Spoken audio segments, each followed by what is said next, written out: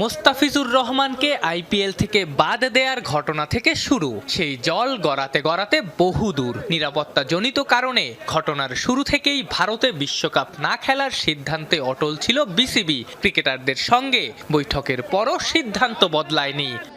গত বছর ফেব্রুয়ারি মাসে যখন একটা দেশ নিরাপত্তাজনিত কারণে চ্যাম্পিয়ন্স ট্রফি খেলতে যেতে অস্বীকৃতি জানিয়েছিল, তখন তাদের জন্য একটা নিউট্রাল ভেন্যুর ব্যবস্থা করেছিল এবং সেই নিউট্রাল ভেন্যুতে তারা সমস্ত চ্যাম্পিয়ন্স ট্রফি একটা হোটেলে থেকে একটা মাঠে খেলেছিল। ইট ওয়াজ এ প্রিভিলেজড। আমরা সকলে বলছি শ্রীলঙ্কা কো হোস্ট না, শ্রীলঙ্কা হাইব্রিড মডেলের একটা অংশ, যেখানে অন্য অন্য দেশের খেলাগুলো হচ্ছে সেখানে।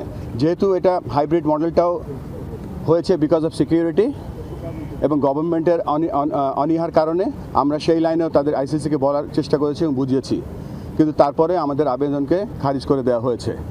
আইসিসির সঙ্গে বার কয়েক সভাও করেছে বিসিবি।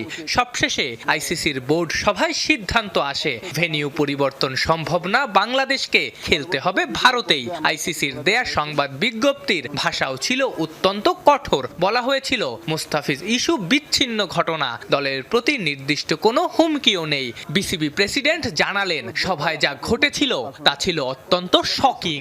বাট যে মিটিংটা হয়েছিল সেখানে কিছু শকিং বিষয় ঘটেছিল।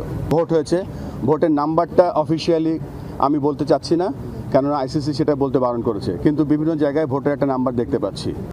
সামনে অলিম্পিক আয়োজনের জন্য বিড করবে ভারত। আমিনুল ইসলাম বুলবুলের মতে, বাংলাদেশের মতো ক্রিকেট লাভিং একটা দেশ নিরাপত্তার জন্য বিশ্বকাপের মতো আসরে না খেললে সেই প্রভাব পড়তে পারে অলিম্পিক, কমনওয়েলথ গেমসেও।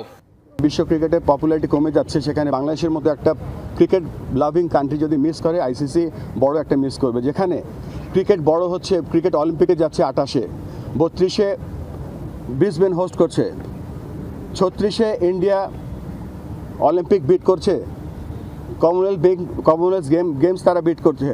সেখানে যদি এরকম একটা জনবহুল ক্রিকেট লাভিং কান্ট্রি যদি না যায়, এটা মনে হচ্ছে যে হোস্ট কান্ট্রির জন্য এটা ব্যর্থতা। সেই 1999 সাল থেকে ক্রিকেট বিশ্বকাপ খেলছে বাংলাদেশ। বিসিবি সরকারের অনড় অবস্থানে গত 27 বছরে প্রথমবার বিশ্বকাপ মিস করার শঙ্কায় Bangladesh. Thank you very much.